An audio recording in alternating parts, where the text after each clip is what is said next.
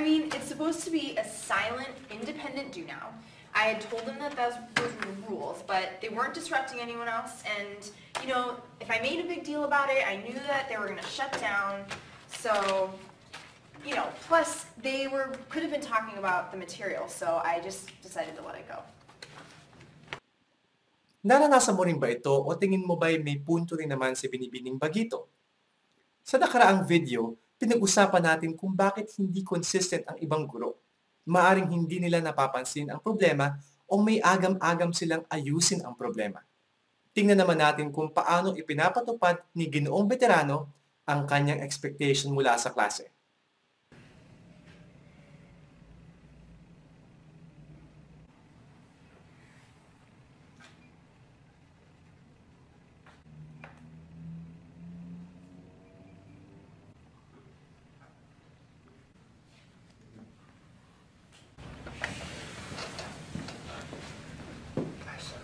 I need you silent during the do now. Good. Oh, I mean, it wasn't a big thing. They know what the expectation is. It's supposed to be a silent, independent warm-up. And they know why that's important because I need to see if they were able to recall material from yesterday's class. They know that. Plus, they know that I sweat the small stuff, so they weren't surprised. Ginoong Veterano, sumasang-ayon ako sa iyo. Sa tingin ko ay wasto ang iyong pananaw sa sitwasyon. Lahat ng guro ay may inaasahan mula sa mga mag-aaral dahil nais silang matuto sila ng mabuti. Subalit, alam din nila na hahamunin sila ng kanilang mga estudyante paminsan-minsan. Hahamunin nila ang hangganan ng guro hanggang siya'y bumigay. Yun ay kung hahayaan ng guro na mamihasa ang bata.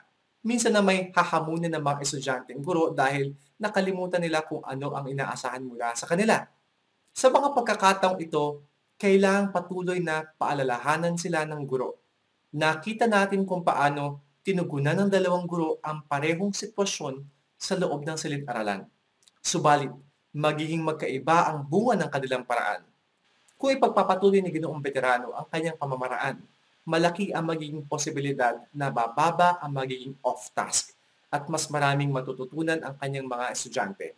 Samantala, kung nakikita mo ang sarili mo bilang si Binibining Bagito, siguradong ikaw ay inconsistent. Ibig ba sabihin nito ay malaki ang magiging problema mo sa buong taon? Huwag mag-alala. Hindi naman kailangan magkaroon ng malaking problema kung uumpisahan natin ang tama. Kailangan lang talagang paglaanan natin ng panahon ang pag-aaral kung paano maging consistent.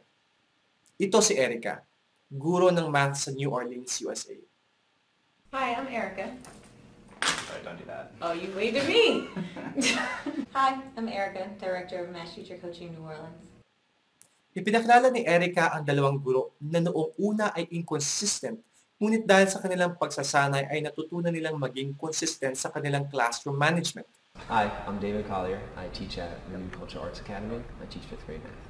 Hi, I'm Gary Briggs. I teach at Harriet Tubman Charter School in New Orleans, Louisiana. I teach 6th grade ELA. Ang pagpili ng isang partikular na kaugaling pamamaraan o routine sa loob ng iyong klase na gusto mong pagbutihin at ayusin ang unang hakbang. Ang rutina ito ay inaasahang ginagamit mo talaga araw-araw upang maging kapaki-pakinabang para sa iyo. Pakinggan natin kung ano ang nais pagtuunan ng pansin ng dalawang guro, sina Gary at David. When I think about a specific part of class that I had very clear what I wanted to be very clear expectations there, I think my independent practice is probably where I know what I wanted it to be and it wasn't quite there yet. It was primarily independent practice time. This was the time where I wanted kids to be in a space where they were focused and engaged in the work that that they were doing. And it just didn't go well my first year. Okay, so nais ng dalawang gurong ito na bigyang pansin ang pagsasaayos ng kanilang tinatawag na independence practice time. Siguro ito ay self-study program para sa atin. Ito ang oras kung kailan inaasahan sa mga mag-aaral na mag-isang magtrabaho, mag-aral at mag-isip. Kung magkakaroon ka man ng ganito araw-araw sa loob ng iyong klase, siguradong gusto mong gawing mas maayos ito. Matapos mong piliin ang routine na gusto mong ayusin, kailangan din maging malinaw para sa iyo kung ano ang perpektong routine. Ito ang ikalawang hakbang. I wanted to be a focused classroom where if it was solo independent practice work, students were working on their own work, eyes on their own paper, noise level 0, and sort of that urgency of like doing one question, checking your work, going to the next, doing one question, checking your work, going to the next.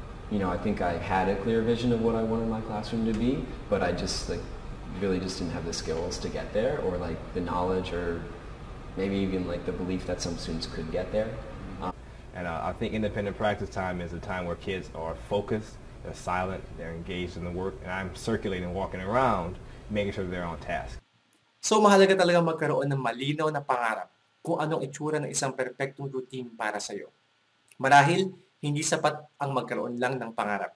Kailangan mo rin ng isang paraan kung paano mo ihahatid sa mga mag-aaral ang pangarap mong ito. Ito ang pangatlong hakbang. Paano mo ipaliliwanag sa mga mag-aaral ang inaasahan mo o ang expectation mo mula sa kanila? Kung magawa ito ng mabuti, dalawa ang magiging bunga nito. Una, maihahanda mo sila para sa tagumpay dahil malalaman nila kung ano ang kahulugan ng excellence. Ibig sabihin, mas natututunan nila ang disiplinang kinakailangan para maabot ang hinihingi mo mula sa kanila. Pangalawa, nagiging malay ka sa mga nangyayari sa loob ng silid-aralan. At dahil dito, mas madali mong nakikita ang anumang pagkilos na hindi tugma sa iyong inaasahan mula sa mga mag-aaral.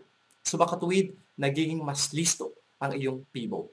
Of course, what do you mean what I want my kids? I want them to listen to me when I'm up talking. Well, tell them that. Right? Do you want them writing stuff down too? Tell them that. Do you want them to raise their hand and participate? Tell them that.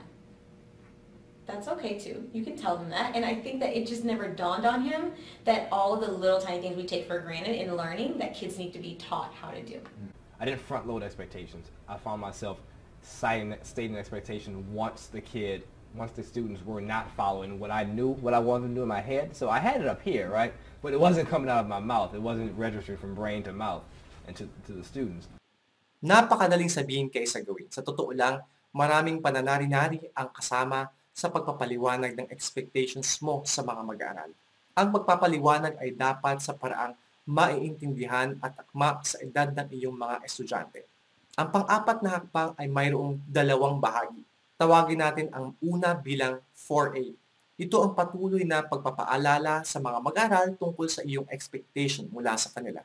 Basically, what you want to do is narrate the positive behaviors that you are seeing in the classroom that are meeting your expectations. And what it does, it's a way to repeat the directions, but also give kids credit who are readily meeting your expectations and calling them out.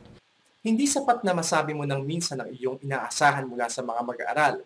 Kailangan masabi mo ito sa lahat ng pagkakataon para mapansin din nila kung naabot nga nila ang expectation mo mula sa kanila. Makatutulong din ito para maitatak sa kanilang isip ang mga inaasahan mo lalo pat kung mga bago ito. Mula dito, tayo tutungo sa 4B o ang pagtugon sa mga estudyanteng hindi naabot ang iyong mga inaasahan. Malaki ang hamon ito. Maririnig natin si David na ikinukwento ang kanyang karanasan sa pagtugon sa mga sitwasyong tulad nito. Maririnig din natin si Erica, ang mentor ni David, na nagbibigay ng kanyang expert opinion tungkol sa kahalagahan ng pagiging consistent. I knew what I wanted every class, and I would tell them noise level 0, eyes on your paper, XYZ, exactly what I wanted. And then really what it was is like when I was sitting down with my coach Erica is I wasn't being consistent with it. Like a student who would start to talk, and I would either just say the expectation again and like wouldn't follow through with an appropriate consequence. And then also there was like a hesitancy on my part to give consequences to students who I know reacted poorly to them. The idea, I think, is that it's easier to let it go. It's easier to overlook everything. It's easier to just continue teaching than it is because it's anxiety-ridden. It's anxiety-ridden to have to discipline a child because it's a very unpredictable situation, I think, in a lot of young teachers' minds. I think that as teachers are more consistent, they see it as very much of a predictable situation. And so getting them to really see that this unpredictable, really anxiety-ridden and challenging situation doesn't have to be that way, especially if it's business as usual. I think the third reason why teachers don't want to discipline or don't want to be consistent is because they don't want to lose a relationship capital. They don't want it to seem personal because to them it's not, but to kids it can easily be taken as personal. It was like a magical moment for me because I was just nervous to like give them consequences. Like, what if they yell at me? What if they blow up? What if they throw a chair? You know, all those things. But over time, like, they actually didn't do any of those things because they understood that Mr. Collier says this and he means it, and he'll make sure I do it all the time. But I think it's counterintuitive. I don't know if it's necessarily intuitive that to be consistent will help you build a relationship with kids. I don't think a lot of teachers see it that way. They see it actually, if I don't hold them accountable for something and let them off the hook, they'll see that as a favor, and then in return give me the favor of listening in class or doing what I'm asking them to do. But that doesn't work in child land. Children don't think like that. Okay yun, David. Nadaig mo ang iyong mga agam-agam at nagawa mong maging mas consistent sa pagtugon sa mga bata. Pero sigurado akong hindi ito nangyari sa isang iglap lamang. Mahirap kaya maging consistent kung naging inconsistent ka ng napakatagal na panahon. Hindi pa sanay ang iyong katawan na tugunan ang mga kilos ng iyong mga estudyante. Kaya tinuruan ni Erica sina David at Gary na magsanay sa mga sitwasyong kailangan nilang ipahinto ang ilang mga inaasahang kilos ng mga mag-aaral. Ipinaghanda sila ni Erica na mga sasabihin sa iba't ibang sitwasyon sa loob ng klase at kanila itong pinagsanayang sabihin. At home, I don't care when you practice. You can practice driving your car home from work. You can practice on your dog. I really don't care who you practice on, as long as you practice. I'm laughing because I practice so much. That's why, yeah. Yeah, tell me what that looked like. Yeah, so we practiced over the summer. We had like a week-long like PD series, 5 days. And we practiced becoming automatic with that. And we would do flashcards, like a student has their head on the desk, a student is talking, a student calls out an answer, a student gets out of their seat without permission, and we would like give the appropriate consequence, just so we would become automatic. You got flashcards. Yes. So like you would hold up, John calls out an answer, and I would say, John, -2, I need you silent. You would hold up, Kenesha gets out of her seat, Kenesha, -2, I need you in your seat. So just becoming like automatic with it, so I wouldn't have to think about it in class.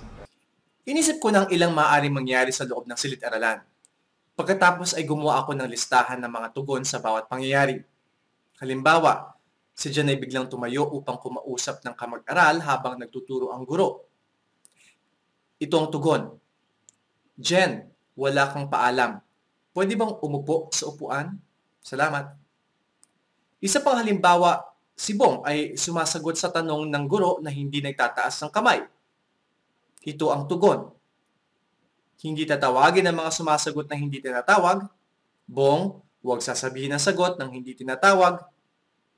Kailangan mag-ensayo pa. Sa tuwing mayroong pangyayaring hindi akma sa expectation ng guro, kailangan may tugon agad para ma-ensayo ang PIBO. Gumawa ako ng mga cue cards. Biglang tumayo. Biglang tumayo. Jen, wala kang paalam. Pwede bang umupo sa upuan? Salamat. Biglang tumayo. Jen, pwede bang umupo sa upuan? Maraming salamat. Jen, wala kang paalam. Biglang. Jen, wala kang paalam. Pwede bang umupo sa upuan? Jen, wala kang paalam. Pwede bang umupo sa upuan? Salamat. Sumagot na hindi nagtataas ng kamay. Hindi tatawagin ang mga sumasagot na hindi tinatawag. Bong, huwag sasabihin ang sagot ng hindi tinatawag. Salamat. Hindi tatawagin ang mga sumasagot na hindi tinatawag. Hindi tatawagin ang mga sumasagot na hindi tinatawag. Bong, huwag sasabihin ang sagot ng hindi tinatawag. Salamat. I did practice switching from the instructional tone to authoritative tone because I think in year 1 I would always sound the same. I would always sound upset because I just wanted to, upset in my mind meant that I'm serious and I mean business, but it didn't. It just means I sound upset and I don't sound like I'm interested in teaching the content. I just sound mad and angry. So I practiced switching those two tones a lot until I finally got it just right. Marahil mayroon ka ring iba't ibang uri ng paraan para magbigay puri o magpataw ng karampatang disiplina. Nariyan ang pag-stamp sa kamay ng star o smiling face kung masaya ka sa ginawa ng bata. Pero nariyan din ang pagtanggal ng star mula sa star chart. Minsan, pinapatayo sa likod ng silid aralan o kaya binibigyan ng jug, ginaground o binibigyan ng time out. Sa mga medyo seryosong pagdidisiplina, suspension. Ano mang uri ng paraan ang iyong gagamitin, ang mahalaga ay magbigay ng isang pagtugon sa mga batang hindi nakakasunod sa expectation. Ito lamang ang natatanging paraan upang maging consistent. Hindi katwiran hindi mo personalidad na magbigay ng mga sanctions o suwayin ang mag-aaral na hindi inaabot ang iyong expectation. I don't think that holding kids accountable has anything to do with your personality. By the way, when I'm talking specifically about holding people accountable, I'm talking about a very specific part, tiny part of the lesson that reoccurs over and over, but a tiny part nonetheless. The only thing I'm asking you to do is to hold kids accountable when you ask them to do something. And that is probably 25% of your lesson. So the other 75, I want you to teach. I want you to love what you're teaching. Gary teaches writing. I want you to love writing. I want Gary to have writing personified in his lesson. I'm still the fun, goofy, silly Mr. Briggs, but they know this is what I have this thing called silly to serious. So we can have our silly moments where I'm dancing around the classroom while I'm teaching main idea. But then, okay, once the silliness is over, I say silly too, and they all respond serious, and boom, we're back in spark. You're tracking me, and my tone changes completely. I think that part of teaching is an art, and I think that there's a lot of creativity that can come out of teaching and go into teaching. I would never want to stifle a teacher's creativity, but I do want teachers to hold kids accountable when they need kids to do things quickly and to get on track, because that's the only way you're going to be able to share your creativity, to share who you are, is if kids are set up for success and they're able to listen and they're able to respond and take in the learning. Medyo mabigat ang hihingin ko mula sa iyo.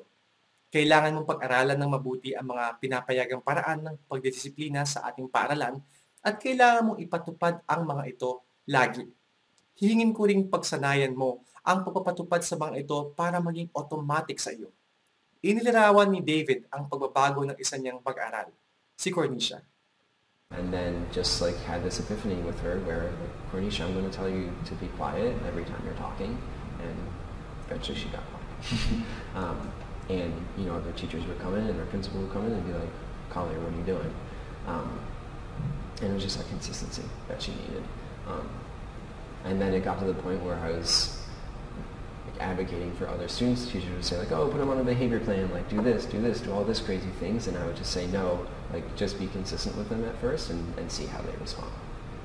Tama nga, David. Nakatulong sa pagbabago ng ugali ni Cornisha ang iyong consistency. Pero pansinin na hindi lamang pagbabago sa ugali ang hangarin ni David. Sa katunayan, may iba pang layunin si David. I was able to like go a little deeper because I didn't have to worry about like, oh, what's going to happen if we really like drill into this point, or what's going to happen if like we take a lot of time to understand this concept and get this under our belt. I could sort of like experiment a little bit more and spend more times and vary my lesson structure a little bit and like explore things a little bit more because I wasn't quite as worried of like, oh, what happens if I change something up. I think that I learned this with David.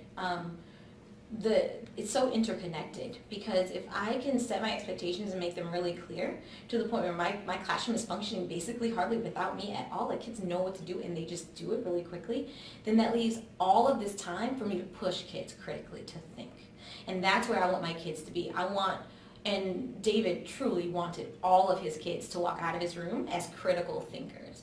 Like that is the holy grail of teaching. If I can teach you how to, write, that's one thing. But if I can teach you to think critically about writing, that's a whole other ballgame. Like I am equipping you for life.